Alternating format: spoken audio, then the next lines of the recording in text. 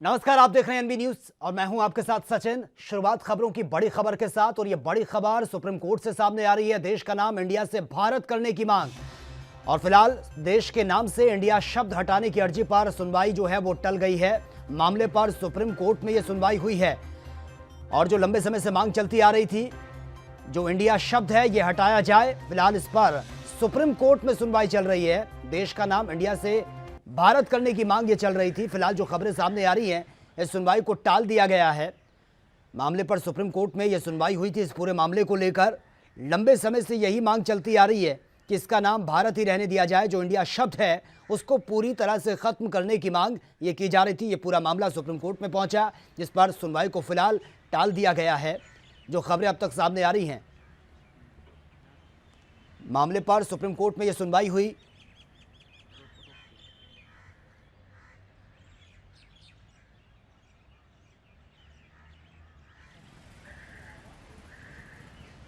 टली है, यह बड़ी खबर आप तक पहुंचा रहे हैं। मामले पर सुप्रीम कोर्ट में इस पूरे मामले को लेकर सुनवाई हुई थी। लंबे समय से यह मांग उठ रही है कि जो भारत है उसमें इंडिया जो है उसको हटा दिया जाए, और यह पूरा मामला सुप्रीम कोर्ट में पहुंचा था। सुनवाई इस पर फिलहाल जो है वो खबर सामने आ रही है कि हटाने की अर्जी पर सुनवाई टल चुकी है, और इस मामले पर सुप्रीम कोर्ट में यह सुनवाई चल रही थी।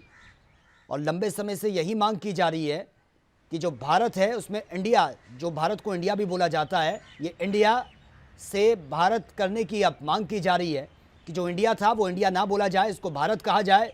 और इसी को लेकर जिस तरह से वाद विवाद और जमकर राजनीति भी हुई, और अब ये पूरा मामला सुप्रीम कोर्ट में पहुंचा है। फिलहाल इस मामले को लेकर जो सुनवाई चल रही थी वो अब टल चुकी है। देश का नाम इंडिया से भारत करने की ये पूरी मांग है। और ज्यादा जानकारी के साथ संवाददाता राजीव तिवारी इस वक्त फोन लाइन पर है।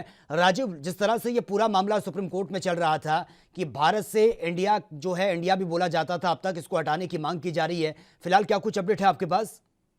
जी बिल्कुल बता दें, जिस तरीके से एक याचिका लगाई गई थी सुप्रीम कोर्ट के अंदर के इंडिया का, भारत का नाम इंडिया क्यों है और इंडिया क्यों कहा जाता है और भारत क्यों कहा जाता है, मतलब एक ही नाम होना चाहिए। जैसे पाकिस्तान का नाम पाकिस्तान लिखा जाता है इंग्लिश में भी और हिंदी में भी, अमेरिका का नाम अमेरिका ही लिखा जाता है, तो वही उसी को लेकर भारत के नाम के ऊपर जो याचिका लगाई गई थी कि भारत का नाम इंडिया क्यों लिखा जाता है, तो कहीं ना कहीं ये जरूर है कि इसके लिए अभी याचिका जो थी वो टाल दी गई है। मगर देखने वाली बात है किस तरीके से ये याचिका लगाई गई थी और ये क्यों लगाई गई थी, सारा ये जानना होगा। मगर कहीं ना कहीं ये जरूर है कि लगातार इस तरीके की आवाजें उठती रही हैं, क्योंकि पहले भी एक दो बार उठ चुकी है कि भारत का नाम इंडिया क्यों रखा जाता है या अलग अलग क्यों होना जाता है। मगर देखने वाली बात है क्या इसके अंदर राजनीति करी जा रही है या फिर ये इस तरीके की किसी संस्था ने याचिका लगाई है। मगर अब सुप्रीम कोर्ट ने याचिका टाल दी गई है, तो कहीं ना कहीं ये जरूर है कि अगला रुख क्या होगा वो जरूर देखना होगा इसके अंदर। जी बिल्कुल राजीव, लेकिन जिस तरह से इस पूरे मामले को लेकर सुप्रीम कोर्ट में सुनवाई चल रही थी और अब इस पूरे मामले को टाल दिया गया है, आपको क्या लग रहा है? क्या सिर्फ इस वक्त ऐसी महामारी के बीच जब सबके सहयोग की बात सामने आ रही है और सबका ध्यान इस महामारी से निपटने पर है, दूसरी तरफ ये मामला जो कोर्ट में चल रहा था, शायद यही वजह हो सकती है कि सुप्रीम कोर्ट ने अभी फिलहाल इस पूरे मामले को टाल दिया है? जी बिल्कुल सही कहा आपने। जिस तरीके से बात करें कि सुप्रीम कोर्ट ने लगता है इसी वजह से टाला है क्योंकि अभी कोरोना जैसी महामारी चल रही है पूरे देश के अंदर और अर्थव्यवस्था वैसे ही डामाडोल है, तो कहीं ना कहीं ये जरूर है सुप्रीम कोर्ट ने शायद इसी का अंदाजा लगाते हुए ही याचिका टाली गई है। मगर देखने वाली बात होगी कि क्या इस समय ये याचिका लगाना उचित था या नहीं था, कहीं इसके अंदर राजनीति तो नहीं है। शायद यही लगता है कि लोगों को डाइवर्जन करने के लिए ये याचिका लगाई गई थी, इसी तरीके के लोगों का ध्यान भटकेगा और इस तरीके से इस नाम के चक्कर में लोग भी उस तरह भूल जाएंगे कि ये जो अर्थव्यवस्था बिगड़ी हुई थी या फिर कहें या और किसी और परिस्थिति की वजह से लगाई गई थी। जी राजीव, लेकिन इससे पहले भी हमने देखा है कि जमकर इन चीजों को लेकर राजनीति भी हुई है। इससे पहले आपको भी याद होगा जब कहा गया था कि ये भारत इसको बोला जाए, इंडिया ना बोला जाए, फिर हिंदुस्तान को लेकर भी सवाल उठे थे। और आपको याद होगा जब भारत माता बोला जाता है उसको लेकर भी ऑब्जेक्शन उठाया गया था कि हम भारत माता क्यों बोलें। जी बिल्कुल सही कहा जी। देखिए पहले भी कई बार इस तरीके की याचिकाएं लगी है और कई बार आवाज भी उठाई गई, यहाँ तक कि राजनीतिक दलों के द्वारा भी इस तरीके की आवाज उठाई गई है। तो कहीं ना कहीं ये जरूर है कि इस नाम के लेकर क्यों कंफ्यूजिंग क्यों है, मतलब सबसे पहले तो ये समझनी होगी कंफ्यूजिंग क्यों है। अगर भारत कहा जाता है तो मतलब तो उसका वो भी है कि इंडिया ही बनता है, क्योंकि लगभग इंडिया का नाम भारत है, भारत का नाम इंडिया है, तो देश तो एक ही है ना। मगर समझने वाली बात है क्योंकि ये लोग सिर्फ डाइवर्जन करने के लिए, मतलब लोगों का ध्यान अपनी तरफ खींचने के लिए इस तरीके की याचिका या फिर कह सकते हैं राजनीतिक दल खेला जाता है। कहीं ना कहीं ये जरूर है कि शायद इसके अंदर राजनीति पहलू है, क्योंकि इस समय कोरोना जैसी महामारी चल रही है, अर्थव्यवस्था वैसे ही बिगड़ी हुई है, लोग बाग 2 महीने से पहले ही अपने घरों में बैठे हुए। अगर इस तरह की याचिका लगाई जाती है तो सुप्रीम कोर्ट ने जो याचिका टाली है वो कहीं ना कहीं जायज है, क्योंकि इस समय इस तरीके के मुद्दे नहीं आने चाहिए थे कोर्ट के अंदर। बिल्कुल राजीव, लेकिन हम देख रहे हैं जिस तरह से महामारी की चपेट में ना सिर्फ भारत बल्कि तमाम विश्व हैं और सभी मिलकर इसकी वैक्सीन बनाने की भी तैयारी कर रहे हैं।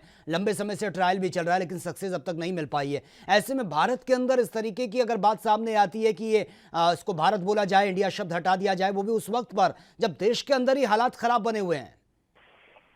देखिए बिल्कुल सही कहा आपने। देखिए एक चीज और समझनी होगी, क्योंकि ये अगर इस तरीके के नाम या फिर कहें सिर्फ नाम के लिए इस तरीके की याचिकाएं लगाना ये कोई उचित नहीं है, क्योंकि मतलब सबको पता है, हर गरीब को भी पता है, अमीर को भी पता है, और जो राजनीतिक दल है उनको भी पता है कि भारत और इंडिया एक ही चीज है और एक ही देश का नाम है। तो कहीं ना कहीं ये जरूर है इस तरीके की याचिका लगा के सिर्फ लोगों का ध्यान भटकाना है, सरकार के विरुद्ध करना है। कहीं ना कहीं ये जरूर है, जहां पर सुप्रीम कोर्ट ने भी देखा है कि लगातार प्रवासी मजदूरों की दिक्कतें हैं और देश के अंदर कोरोना जैसी महामारी चल रही है, या उनको पहले संभाला जाए या फिर इस तरीके की जो नाम की खाली एक नाम के लिए याचिका लगाई गई है वो पहले देखी जाएगी। मतलब कि कहीं ना कहीं ये जरूर है सुप्रीम कोर्ट ने अगर इस तरीके की याचिका को आगे के लिए टाला है तो कहीं ना कहीं सुप्रीम कोर्ट ने सोच समझ के फैसला लिया है। मगर देखा होगा कि किस तरीके बिल्कुल राजीव, लेकिन ये अपने आप में बहुत बड़ा दुर्भाग्य है कि जहां पर इस तरीके का संकट हो देश के अंदर और मजदूरों और किसानों को लेकर राजनीति चमकाई जा रही है, वहां पर ये टॉपिक सामने आ जाता है कि देश के नाम को लेकर बहस छिड़ जाती है कि इसको भारत बोला जाए, इंडिया ना बोला जाए।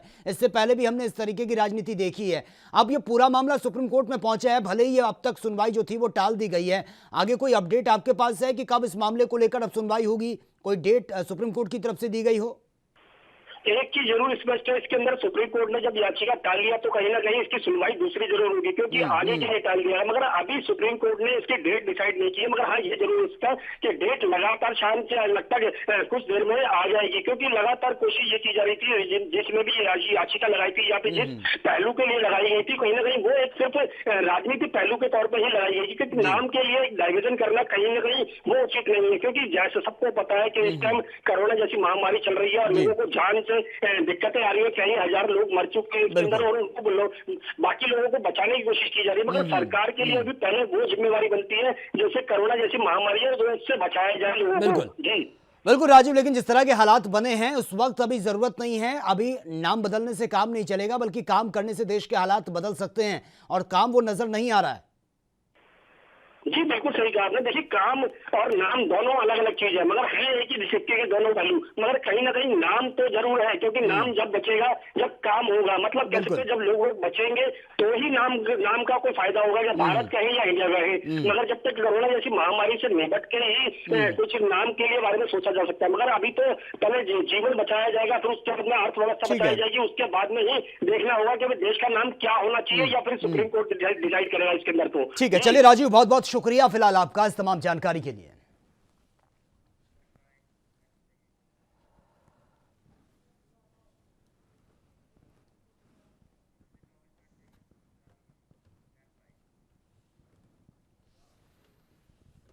और चलिए एक और बड़ी खबर से भी आपको अपडेट करवा देते हैं, और यह बड़ी खबर कोरोना को लेकर सामने आ रही है। कोरोना का कहर पूरे देश में है। आलम यह है कि राज्यों में बहुत तेजी से नए केस सामने आ रहे हैं और 24 घंटे की अगर हम बात करें तो 8,171 नए केस सामने आए, जबकि 204 लोगों ने इस वायरस की वजह से दम तोड़ दिया है।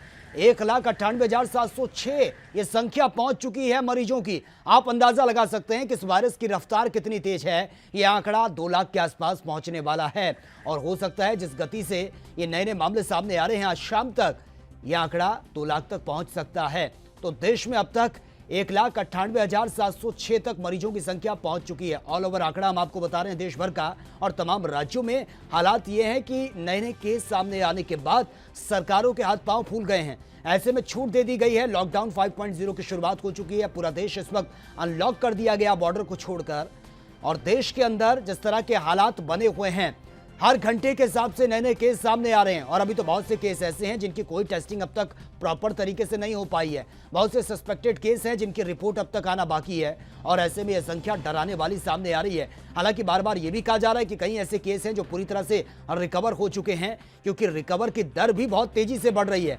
जिनको हल्के फुल्के लक्षण थे, जिन्होंने शुरुआत में ही अपने आप को आइसोलेट कर दिया था, क्वारंटाइन कर दिया था, डॉक्टरों के अंडर ऑब्जर्वेशन में रहे, प्रॉपर ट्रीटमेंट जिनका हुआ, वो बिल्कुल अच्छी तरह से रिकवर हो चुके हैं, डिस्चार्ज उनको कर दिया गया है। लेकिन अगर आप लापरवाही बरतते हैं, लापरवाही हम हर रोज देख रहे हैं, बाजारों में आप चले जाइए, लोगों के चेहरों पर मास्क नहीं होता, सोशल डिस्टेंसिंग की खुलेआम धज्जियां उड़ती हैं, और यही एक वजह है जिस गति से यह आंकड़ा बढ़ता हुआ नजर आ रहा है, क्योंकि 24 घंटे में 204 लोगों ने इस वायरस की वजह से दम तोड़ दिया है। और ज्यादा जानकारी के साथ लखनऊ से संवाददाता पुनीत मोहन इस वक्त फोन लाइन पर है। पुनीत, जिस तरह से यह संख्या बढ़ रही है, 1,98,000 तक ये पहुंच चुकी है, क्या यह माना जा रहा है 24 घंटे के आंकड़े वाकई डराने वाले हैं और शाम तक मुझे लग रहा है ये 2 लाख तक पहुंच जाएगी संख्या? जी बिल्कुल, जिस तरीके से कोरोना संक्रमण वायरस धीरे धीरे लोगों में अपनी जगह बनाता जा रहा है, जरा देख रहे हैं हम कि रोज केसेस बढ़ रहे हैं। पिछले 24 घंटे के दौरान जिस तरीके से केसेस बढ़े हैं उसको लेकर के एक चिंता का विषय है। हालांकि उत्तर प्रदेश की राज्य सरकार ने जो छूट दी थी उसमें अब कमी भी करना शुरू कर दिया है। पहले ऑटो टेम्पो को छूट दी गई थी, ऑटो और ई रिक्शा वगैरह को, लेकिन आज उनको पूरी तरीके से बंद कर दिया गया। वो सैनिटाइज होंगे, उसके बाद ऑटो में 3 लोग और टैक्सी में 6 लोग अलाउ होंगे। कहीं ना कहीं सरकार खुद देख रही है कि जो छूट दी जा रही है उसके बाद संक्रमण तेजी से बढ़ रहा है, और अगर इसी तरह संक्रमण तेजी से बढ़ेगा तो वो दिन दूर नहीं है जब एक बार लॉकडाउन फिर से लगाना सरकार की मजबूरी हो जाएगी। क्योंकि जिस तरीके से 24 घंटे के रिजल्ट सामने आ रहे हैं और भारत जिस पायदान पर कोरोना संक्रमण के जो संक्रमित जो देश है उनमें आगे बढ़ता चला जा रहा है, लॉकडाउन में 4 से ही जैसे छूट दी गई उसके बाद लोग इसका गलत फायदा उठाने लगे। लोग मास्क और सोशल डिस्टेंसिंग को लेकर के चिंतित नहीं है, और ये चिंता ना होना कहीं ना कहीं एक खतरे का बड़ा विषय बन जाएगी। बिल्कुल पुनीत, लेकिन इसमें पॉजिटिव खबर ये भी है कि बहुत से लोग पूरी तरह से रिकवर हो चुके हैं, क्योंकि रिकवरी दर की अगर हम बात करें वो भी बहुत तेजी से बढ़ रही है। ये सरकार ने इसी भरोसे छूट दी थी क्योंकि रिकवरी दर को देखते हुए छूटें प्रदान करी गई थी कि भारतीयों ने रिकवरी की जो प्रोग्रेस है वो काफी अच्छी है, इसको देखते हुए सरकार ने छूट प्रदान करी थी। लेकिन सीधे तौर पे जिस तरीके से केसेस बढ़ेंगे, आंकड़ा जो प्रोग्रेस जो है ठीक होने वालों की वो कम होती चली जाएगी। और ये लेकिन पुनीत, हम देख रहे हैं जिस तरह से ये अनलॉक हुआ है इंडिया, बॉर्डर को छोड़कर पूरे भारत के अंदर आप किसी भी राज्य में आप जा सकते हैं, लेकिन उसके बाद से हम देख रहे हैं बाजारों में रौनक इस तरीके से नजर आ रही है कि कोरोना जैसी महामारी कुछ है ही नहीं, ना लोगों के चेहरे पर मास्क है, ना सोशल डिस्टेंसिंग का ख्याल किया जा रहा है। जी बिल्कुल, मैं आपको जैसे बता रहा हूं कि मास्क और सोशल डिस्टेंसिंग के प्रति लोग गंभीर नहीं है, और दूसरा प्रशासन सिर्फ सख्ती कह रहा है, कर नहीं रहा है। अगर प्रशासन सही से मायने में सख्ती करे और सही मायने में पुलिस लोगों को मास्क पहनाए, जिस तरीके से हेलमेट को लेकर के कानून बनाए, जिस तरीके से हेलमेट को लेकर के चालान कटते हैं, उसी तरह अब मास्क को लेकर के चालान कटना शुरू हो तब लोग मास्क पहनेंगे। सोशल डिस्टेंसिंग को लेकर के पुलिस को सीधे तौर पर मार्केट में राउंड करना पड़ेगा, एक बार नहीं कई बार वहां। लेकिन पुलिस, जो हम देख रहे हैं कि इंटरस्टेट जो परिवहन सेवा है वो शुरू हो चुकी है। कल आप भी ग्राउंड पर थे, आपने भी बस में अंदर जाकर देखा था, किस तरीके से आपको नजर आया? सोशल डिस्टेंसिंग का ख्याल रखा जा रहा है बस के अंदर, या फिर जो 3 सीटें हैं, 3 सीटों में लोग चिपक कर बैठे हैं बिल्कुल एकदम क्लोज? देखिए, सीधे तौर पे जिस तरीके से लॉकडाउन 4 के बाद अब अनलॉक 1 हुआ है, कहीं ना कहीं जिंदगी वापस पटरी पर आ रही। कामकाज करना लोगों की मजबूरी है क्योंकि नौकरियां काफी लोगों की जा चुकी है और कई लोग इसे बचाने में लगे हुए हैं, और लोग ज्यादा दिन तक घरों में नहीं बैठ सकते। सरकार इस बात को भी अच्छे से जानती है। लेकिन अगर हम बात करें कि कितने % लोग सोशल डिस्टेंसिंग का पालन करते हैं, कितने % लोग मास्क लगाते हैं, तो सीधे तौर पे 25% लोग ही होंगे जो सीधे तौर पे अपनी समझ से, अपनी पहल से आगे बढ़ रहे हैं और सीधे तौर पे मास्क का प्रयोग करें, सोशल डिस्टेंसिंग का प्रयोग करें। देखिए, इस बात पे मैं आपको ये जरूर बताना चाहूंगा कि मैं उनकी बात बिल्कुल नहीं कर रहा हूं जिनको इस बात की समझ नहीं है, या अगर हम बात कर लें जो इलिटरेट हैं, लेकिन जो पढ़े लिखे लोग भी हैं, जो जॉब कर रहे हैं प्राइवेट सेक्टर में, वो ऑफिसों के बाहर गुट बना करके खड़े हो रहे हैं, और कहीं ना कहीं कोरोना को बहुत लाइटली लेना लोगों ने शुरू कर दिया है। और ये लोगों का लाइटली लेना कहीं ना कहीं भारी पड़ेगा। सरकार को इस पर एक सख्त कानून बनाना होगा, और उस कानून, लेकिन पुनीत ये भी समझना होगा हमें कि कब तक ये गेम चलता रहेगा कि पहले आप छूट देते हैं, उसके बाद गाइडलाइन जारी होती है, वो फॉलो नहीं होती, उसके बाद छूट को वापस ले लिया जाता है। क्यों जो गाइडलाइन जारी होती है उसको सख्ती से फॉलो क्यों नहीं करवाया जाता? क्या इसके पीछे वजह हो सकती है? सीधे तौर पर एक रिसर्च कहती है कि अभी कोरोना की दवा आने की कोई संभावना नहीं है। ऐसे में सरकार लोगों से अपील कर रही है कि आप सोशल डिस्टेंसिंग का पालन करिए, मास्क लगाइए, लेकिन लोग लापरवाह होते चले जा रहे हैं। इसीलिए जो छूट दी जाती है वो कुछ दिन बाद वापस ली जाती है, सख्ती बरती जाती है। अभी आपने देखा उत्तर प्रदेश में कर्फ्यू का जो टाइम था वो शाम 7 बजे से शुरू होता था, अब उसको 9 बजे से किया गया। लेकिन जिस तरीके से मार्केट में रौनक दिख रही, सरकार फिर एक्शन में आती है, और सरकार बार बार एक्शन सिर्फ इसलिए ले रही है कि लोग स्वयं से सचेत हो जाएं, स्वयं से सोशल डिस्टेंसिंग बनाएं, मार्केटों में भीड़ ना लगाएं, और जब तक लोग खुद से समझदार नहीं होंगे। लेकिन पुनीत, अब पहले जैसे हालात नहीं है, क्योंकि शुरुआत में जब कोरोना ने एंट्री करी थी उस वक्त हमारे पास भरपूर डॉक्टर थे, अस्पताल थे, हमें लगा कि शुरुआती केस हैं, ये सब कुछ सही हो जाएगा। लेकिन अब तो आलम यह है कि डॉक्टर इसकी चपेट में आ रहे हैं, पुलिस वाले चपेट में आ रहे हैं, कहीं अस्पतालों को सील करना पड़ा है, इनका भी अब कमी देखने को मिल रही है।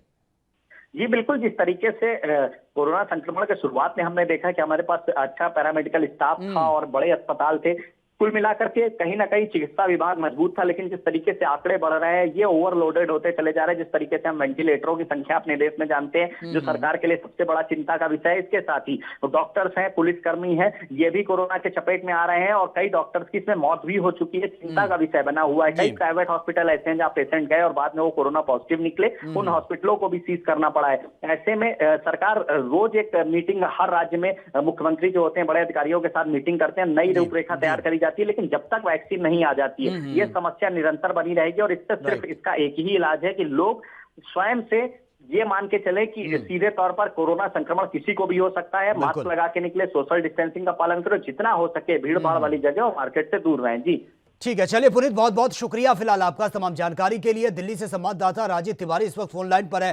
राजीव, 24 घंटे का आंकड़ा डराने वाला सामने आ रहा है और यह संख्या 1,98,706 तक पहुंच चुकी है मरीजों की। जी बिल्कुल सही कहा आपने। इस तरीके से देश के अंदर की बात करें तो देश के अंदर लगातार कोरोना पेशेंटों की जो गिनती है वो बढ़ाने बढ़ती चली जा रही है। कहीं ना कहीं ये 24 घंटे का जो आंकड़ा है वो 8,171 है। तो कहीं ना कहीं ये जरूर है, स्थिति काफी भयंकर हो चुकी है, क्योंकि लगभग 2 लाख के देश का जो आंकड़ा है, ये कह सकते हैं कोरोना पेशेंटों की जो गिनती है वो लगभग 2 लाख के करीब जा चुकी है। तो कहीं ना कहीं ये जरूर है, सरकार काफी कोशिश कर रही है लोगों को जागरूक करने की, लोगों को समझाने की, और यहाँ तक कि ये भी कह दिया गया है कि आप लोगों को जीना है तो कोरोना के साथ जीना है। तो कहीं ना कहीं ये जरूर लोगों को खुद समझना होगा कि इतनी बड़ी परिस्थिति के अंदर लोग किस तरीके से सोशल डिस्टेंसिंग का पालन करें या फिर अपने आप को बचाएं और दूसरों को बचाएं। मगर कहीं ना कहीं उल्लंघन जरूर देखने को मिल रहा है, क्योंकि हर तरीके से लोगों को समझाने के बावजूद भी लोग बात समझ नहीं रहे। क्योंकि कोशिश ये की जा रही है, लोग बात यही समझना चाहते हैं शायद ये कोरोना की जो महामारी थी वो खत्म हो चुकी है, मगर लोगों को यदि ये नहीं समझ में आ रहा कि स्थिति जो है वो और ज्यादा भयंकर हो सकती है अगर वो नहीं समझे तो। जी बिल्कुल राजीव, अगर हम दिल्ली की बात करें, क्योंकि दिल्ली में अब कामकाज शुरू हो चुका है, लोग घरों से बाहर निकल रहे हैं, हम देख रहे हैं बॉर्डर पर लंबी लंबी लाइनें नजर आती हैं गाड़ियों की। लेकिन फिलहाल अब दिल्ली में जो जिस तरह से आंकड़ा बढ़ रहा है और ऐसी स्थिति में अब लोगों को कंट्रोल करना या इस महामारी को कंट्रोल करना सबसे बड़ी चुनौती बना हुआ है दिल्ली सरकार के लिए।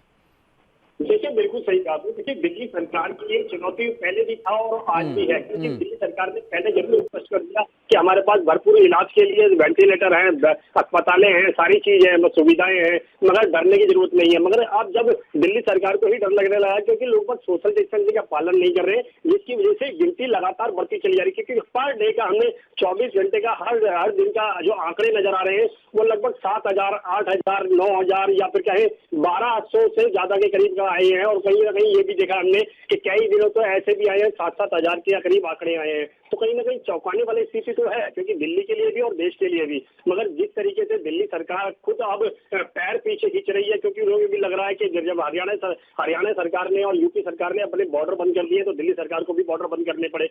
लेकिन अगर हम दिल्ली के उन प्राइवेट सेक्टर की बात करें जहां पर भारी मात्रा में लोग नौकरी पेशे के लिए जाते हैं, या फिर हम सरकारी कार्यालयों की बात करें, फिलहाल वहां पर क्या कुछ तस्वीरें नजर आती हैं? क्योंकि सुनने में तो यही आ रहा है कि वहां पर भीड़ सबसे ज्यादा नजर आती है। बाहर अगर कोई चाय की ठेली हो या फिर जो एम्प्लॉय हैं, कभी वो ऑफिस से बाहर निकलते हैं तो एक साथ ग्रुप में खड़े होते हैं।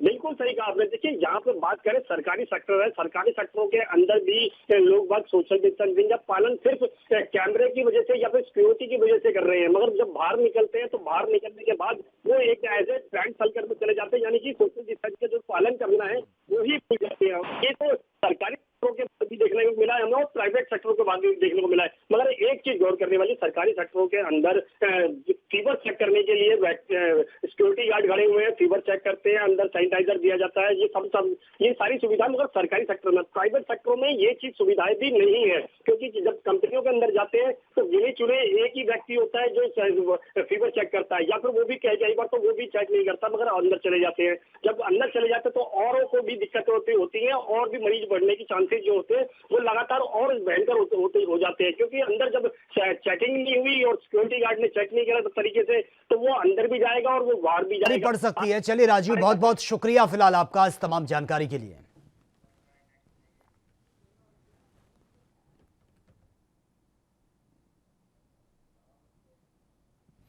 और चलिए एक और बड़ी खबर से भी आपको अपडेट करवा देते हैं। जम्मू कश्मीर से यह बड़ी खबर सामने आ रही है। आपको बता दें कि जमकर यह मुठभेड़ हुई है। जम्मू कश्मीर के अवंतीपुरा से बड़ी खबर आप तक पहुंचा रहे हैं और खबर यही है कि त्राल के सिमो इलाके में मुठभेड़ शुरू हुई है और मुठभेड़ में एक आतंकी के ढेर होने की खबर सामने आ रही है। सुरक्षा बलों और आतंकियों के बीच मुठभेड़ हुई है। पुलिस और सुरक्षा बलों का सर्च ऑपरेशन अभी भी जारी है। एक आतंकी को ढेर कर दिया गया, फिलहाल जो खबरें सामने आ रही है। और ये पहली बार नहीं है, इससे पहले भी इस तरह की तमाम मुठभेड़ सामने आ चुकी है जहां पर भारतीय सेना की तरफ से आतंकवादियों को मुंहतोड़ जवाब दिया गया है।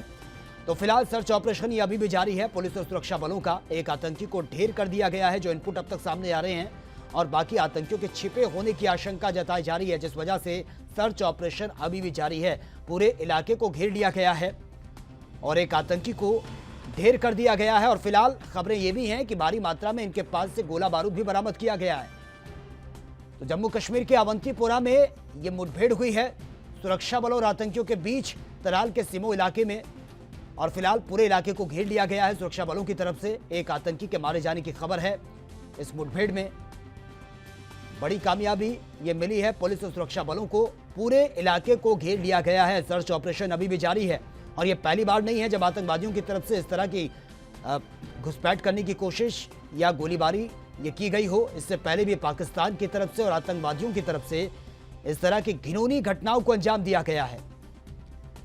पाकिस्तान एक तरफ से सीजफायर का उल्लंघन करता है ताकि वो आतंकवादियों को इसी तरीके से एंटर करवा सके, ध्यान भटका सके भारतीय सेना का, और आतंकवादी जो है वो भारत में इजीली तरीके से एंटर कर सकें। कवर फायर देने की कोशिश की जाती है पाक सेना की तरफ से, पाकिस्तान की तरफ से आतंकवादियों को पूरी मदद पहुंचाने की कोशिश की जाती है। लेकिन भारतीय सेना पाकिस्तान के साथ साथ आतंकवाद को भी मुंहतोड़ जवाब दे रही है। फिलहाल जो खबरें सामने आ रही हैं, एक आतंकी को ढेर कर दिया गया है। फिलहाल जो इनपुट मिले हैं उसके आधार पर कई आतंकियों के छिपे होने की खबर है। पुलिस और सुरक्षा बलों का सर्च ऑपरेशन अभी भी जारी है। जम्मू कश्मीर के अवंतीपोरा से ये बड़ी खबर आप तक पहुंचा रहे हैं। यहाँ पर तराल सिमो इलाके को चारों तरफ से घेर लिया गया है। यहाँ पर ये मुठभेड़ हो रही है पुलिस और सुरक्षा बलों के बीच और आतंकवादियों के बीच। आपको बता दें कि पुलिस और सुरक्षा बल लगे हुए हैं आतंकवादियों को ठिकाने लगाने के लिए। फिलहाल पूरे इलाके को घेर दिया गया है और जो खबरें सामने आ रही है, एक आतंकी को ढेर कर दिया गया है। और ज्यादा जानकारी के साथ संवाददाता रविंद्र श्रीवास्तव इस वक्त फोन लाइन पर है। रविंद्र, फिलहाल मुठभेड़ को लेकर यह खबर सामने आ रही है, क्या कुछ जानकारी आपके पास? जी देखिए, मुठभेड़ जिस तरह चल रही है उसके जो एक आतंकी मारा गया है, उसके बाद लगातार जो है आतंकियों की तरफ से फायरिंग जो है वो की जा रही है। हालांकि पूरे इलाके को कॉर्डन किया हुआ है और सुरक्षा बल जो है आतंकियों का मुंह तोड़ जवाब दे रहे हैं। और खास करके जिस तरह से लगातार आतंकियों पर कार्रवाई की जा रही है, खास करके 35 और 370 टूटने के बाद लगातार कश्मीर घाटी के अंदर जितने भी बड़े कमांडर हैं, चाहे हिजबुल मुजाहिदीन के हो या लश्कर तैयबा के, सब बड़े कमांडरों को सुरक्षा एजेंसियों ने, सुरक्षा बलों ने मार गिराया है। और उसी का नतीजा है कि कश्मीर घाटी के जिस एक आतंकी को ढेर कर दिया गया है, फिलहाल सर्च ऑपरेशन अभी भी जारी है। कोई इनपुट अब तक मिल पाया है कि कितने आतंकियों के छिपे होने की खबर है? और जिस आतंकी को मारा गया उसको लेकर कोई जानकारी कि किस आतंकी संगठन का वो सदस्य है जिसको मौत के घाट उतारा गया है, जिसको ढेर किया गया है? जी देखिए, अभी तक जिस तरह से ऑपरेशन चल रहा है, अभी तक ये कहना संभव नहीं है कि वो किस ऑर्गेनाइजेशन से जुड़ा हुआ है। अलबत्ता ऑपरेशन जो है वो अभी भी चल रहा है। और खास करके बताऊं कि आतंकी जो हैं, 2 से 3 आतंकी जो हैं इस इलाके में बताए जा रहे थे, जिनके साथ सुरक्षा बलों की मुठभेड़ जो है वो चल रही है। और एक आतंकी को आज सुबह मारने में कामयाबी मिली है और ऑपरेशन अभी भी जारी है। जी, लेकिन रविंद्र, जिस आतंकी को मारा गया है, क्या कुछ अब तक गोला बारूद या फिर कोई राइफल वगैरह बरामद की गई है? जी देखिए, अभी तक जो आतंकी के पास है AK-47 और कुछ सामान जरूर बरामद हुआ है, लेकिन अभी भी जिस तरह से ऑपरेशन चल रहा है और आतंकी की बॉडी को अभी तक रिसीव नहीं किया गया है, और उसी के बाद उसके संगठन का और किस प्रकार ये अपनी गतिविधियों को अंजाम दे रहे थे और क्या रणनीति तैयार की जा रही थी इस इलाके में बैठकर, क्योंकि लगातार सुरक्षा बल जो हैं वो आतंकियों के निशाने पर हैं। हाल ही में एक ID जो है 45 किलो मिली थी, जिसका CRPF के काफिले को लेकर उड़ाना था उन्होंने उस आईडी से, क्योंकि पुलवामा के अंदर भी 2019 में जब 14 फरवरी को हमला हुआ था जिसमें 40 जवान शहीद हो गए थे, उसी तरह का ये हमला होना था। लेकिन कहीं ना कहीं किस प्रकार की ये आतंकी जो है रणनीति बना रहे थे, उसका खुलासा जो है वो बाद में हो पाएगा, क्योंकि अभी फिलहाल जो ऑपरेशन जो है वो चल रहा है। बिल्कुल रविंद्र, जिस तरह से पुलवामा में हमला हुआ था 14 फरवरी को, उसी तरह की घटना दोबारा से दोहराने की कोशिश में थे ये आतंकवादी, लेकिन ये कामयाब नहीं हो पाए हैं। लेकिन आपको क्या लगता है कि एक तरफ पाकिस्तान की तरफ से सीज़फायर का उल्लंघन होता है, वो भी कोरोना संकट काल में जब सारे देश मिलजुल कर इस महामारी से निपटने की तैयारी में जुटे हैं, दूसरी तरफ आतंकवादियों को घुसपैठ कराने की कोशिश की जा रही है?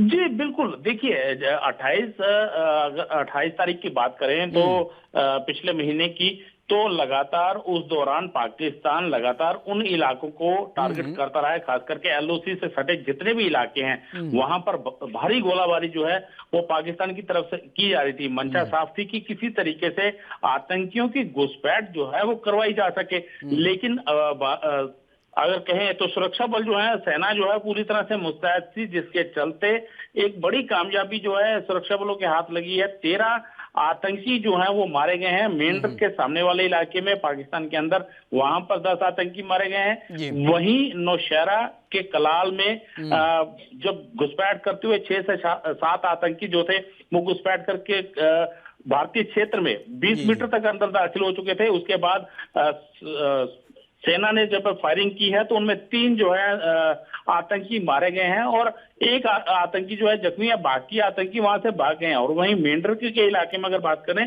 तो 10 आतंकी वहां पर भी मारे गए हैं। पाकिस्तान को खासा नुकसान हुआ है, वहां कई चौकियां तबाह की गई हैं। कल भी पाकिस्तान की तरफ से फायरिंग की गई है मनकोट इलाके में।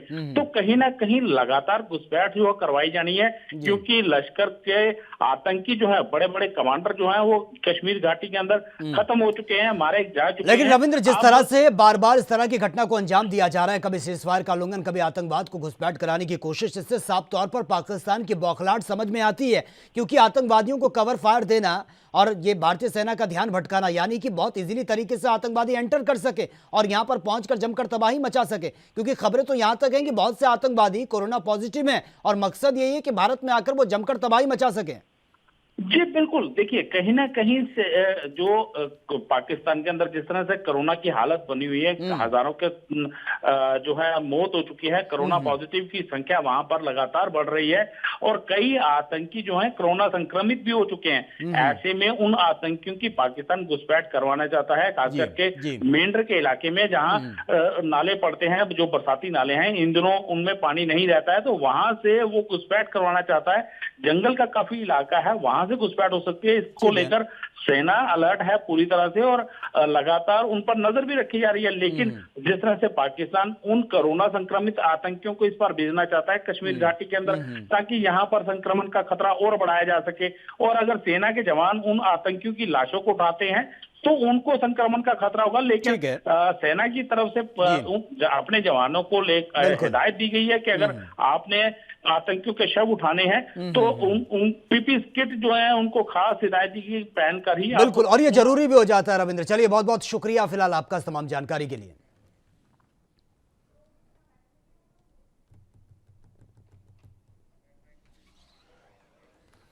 तो फिलहाल इस बुलेटिन में मेरे साथ इतना ही। तमाम खबरों के लिए आप बने रहिए एएनबी न्यूज के साथ। नमस्कार। देश दुनिया की खबरों के लिए एएनबी न्यूज को सब्सक्राइब करें और बेल आइकन दबाएं।